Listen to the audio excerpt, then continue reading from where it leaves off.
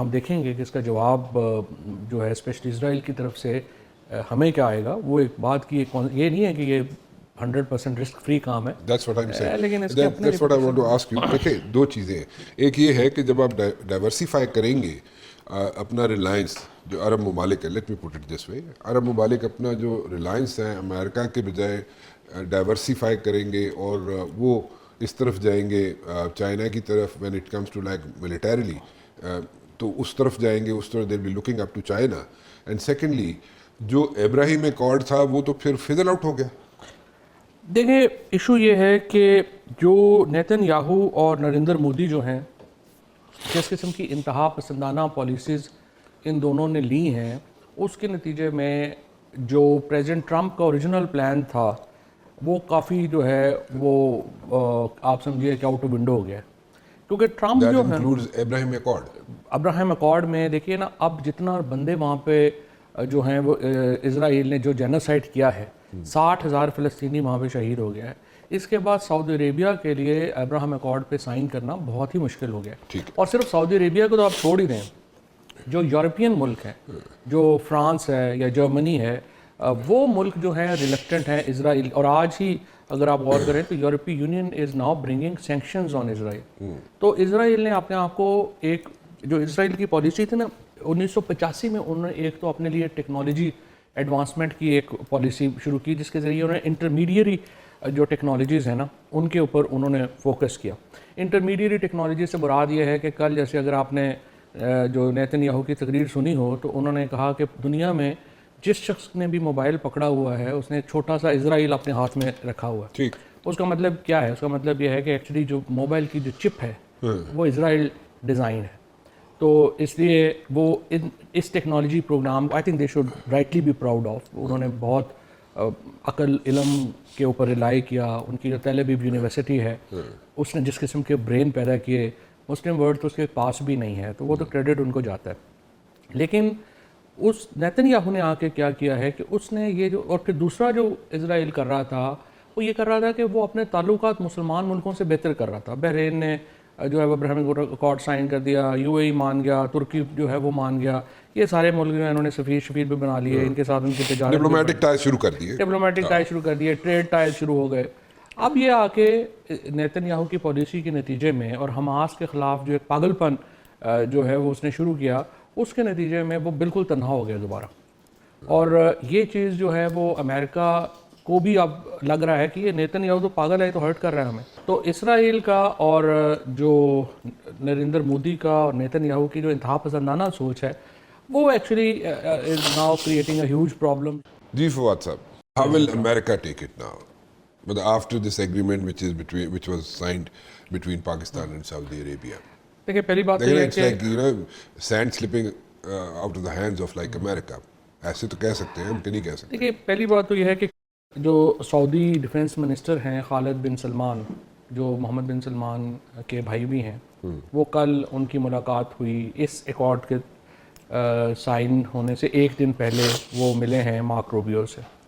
ابھی تک اس کی ڈیٹیلز جو ہیں وہ تو سامنے نہیں آئی ہیں, لیکن ابھی جو فائنینشیل ٹائمز کی سٹوری آئی ہے ابھی کچھ دیر پہلے, انہوں نے کہا ہے کہ یہ سائن کرنے کے بعد سعودی عربیہ نے امریکہ کو انفارم کیا ہے, سو جو پاکستان سے ایکارڈ ہے. سو ابھی دیکھیں محمد بن سلمان کی اگر آپ دیکھیں نا پیچھے ہسٹری, تو انہوں نے سچی بات یہ ہے کہ وہ امریکہ کے سامنے انہوں نے اسٹینڈ بھی دیے. مثال کے طور کے اوپر خشوگی کے مرڈر کے بعد آپ نے دیکھا کہ ایم بی ایس کو کارنر کرنے کی کیا کیا کوشش نہیں کی گئی. اس کے بعد جب آپ کو یاد ہوگا جب بائیڈن نے وزٹ کیا ایم بی ایس کا, تو ایم بی ایس نے سعودی عربیہ کا, تو ایم بی ایس نے ہاتھ تک نہیں ملایا ان کے ساتھ. سو جہاں پہ اس نے اسٹینڈ لینا ایم بی ایس نے اس نے اسٹینڈ بھی لیا ہے.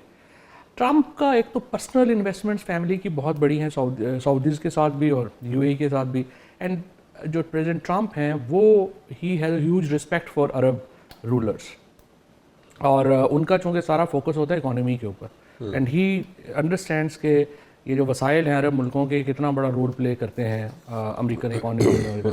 سو ابھی اس پہ جو ہے پاکستان سے بارے میں اسرائیل جو ہے, اب اگر آپ نے 3 دن پہلے کی نیتن یاہو کی اسپیچ سنی ہو جس کے بعد پاکستان کے ایمبیسڈر نے ان کو جواب بھی دیا یونائٹڈ نیشنز میں. تو اس تقریر میں انہوں نے پاکستان کو ایکویٹ کیا ہے ٹیررزم کے ساتھ, جو کہ ایک ہندوستان کا فیوریٹ ٹاپک ہے. اور ہندوستان کی جو لڑائی تھی اس میں بھی آپ کو پتہ ہے کہ جو ڈرونز ہیں وہ اسرائیل کے سپلائڈ تھے. سو پاکستان کو چیلنج جو آئے گا میری نظر میں وہ ایکچولی اگر اسرائیل جو ہے وہ ہندوستان کے ذریعے پاکستان میں انٹرونشن بڑھائے گا. اگر اس کو امریکہ جو ہے اگر اس کو ویلکم نہیں کرتا تو پھر اس کا مطلب یہ ہوگا کہ امریکہ کی اگر آپ سمجھیں کہ ان کی آنکھ کا اشارہ نہ ہوا تو پھر یہاں پہ ہندوستان اور اسرائیل کے مودی اور نیتن یاہو کے جو ٹائز ہیں وہ بڑے کلوز ہیں.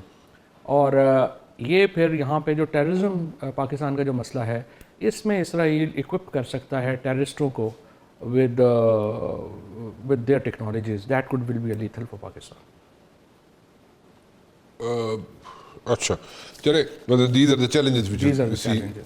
which are ahead, right? These are challenges and also میرے خیال میں ہمارے جو لیڈرشپ ہے اسپیشلی جو ملٹری لیڈرشپ ہے اس کو بہت اب احتیاط کرنی چاہیے جو موبائل فونز ہیں جو واٹس ایپ ہے ان کے استعمال میں, کیونکہ جو آپ نے دیکھا ایران میں انہوں نے جس قسم کے حملے کیے precise target انہوں نے ہٹس کی. I think they should be very and there was careful. no collateral damage as such. نہیں کولیٹرل ڈیمیج نہیں تھا, انہوں نے بڑا ڈائریکٹ ہٹ کیا تھا. precisely. تو اس لیے ہماری لیڈرشپ کے لیے بڑا امپورٹنٹ ہے کہ وہ بالکل اس کو لائٹ نہ لے اور ہمیں یا تو ہم اپنے سسٹمز ڈیولپ کریں چائنا کی مدد سے واٹ ایور, اور کمیونیکیشن جو ہے وہ یہ جو لگی ہے نا فائبر وال, جو ایک تو ذرا اس کا پولیٹیکل یوز ہے جو آئی وش کہ ہم پاکستان کے اندر اب اس کو ختم کر سکیں اور پولیٹیکل ٹمپریچر نیچے لا سکیں, جو ظاہر ہے کہ کوئی ایسا سوچ نظر نہیں آ رہی. لیکن یہ بڑی امپورٹنٹ ہے اس وقت, کیونکہ اس کے نتیجے میں ہمیں اسرائیلی انٹرونشن جو ہے پاکستان میں انٹرنیٹ کے اوپر وہ مانیٹر کرنے میں مدد ملے گی. سو یہ جو فائبر جو لگایا گیا ہے وال جو لگائی ہے پاکستان نے اپنے انٹرنیٹ کے اوپر, اس کو اب مزید فعال کرنے کی ضرورت ہے, نمبر 1. اینڈ نمبر 2 میرے خیال میں کوئی مجھے ڈاؤٹ نہیں ہے کہ پاکستانی ٹاپ جو ملٹری ہیرارکی ہے اور ڈیفنس ہیرارکی ہے they have to be very careful in their communication. سو میرے خیال میں آپ نے ساری چیزیں سم اپ کر دی, چھوٹے مختصر سے بات آپ نے کی اور اس میں ساری چیزیں سم اپ کر دی آپ نے. چیلنجز بھی بتا دیے آپ نے جو اس ایگریمنٹ کے بعد ہمیں فیس کرنے پڑ سکتے ہیں. اینڈ اس کے بعد جناب ٹھیک ہے آپ کہہ رہے ہیں کہ ابراہیم accord Saudi Arabia you are seeing کہ اس وقت میرے خیال میں بالکل ابراہیم ایکارڈ کی طرف نہیں جائے گا and especially after the Qatar strikes. But اگر ہم دوسرے اینگل سے اس کو دیکھیں چوئی صاحب, دوسرا اینگل اگر ہم دیکھیں وہ پوائنٹ آف ویو جس کو لے کے اسرائیل چل رہا ہے یا نیتن یاہو چل رہا ہے, let me put it this وے, تو وہ نیتن یاہو کا تو یہ ہے کہ he is like trying to hunt down all those Hamas people یا ٹیررسٹ جن کو وہ کہتے ہیں, کہ ان کو ہنٹ ڈاؤن کرنے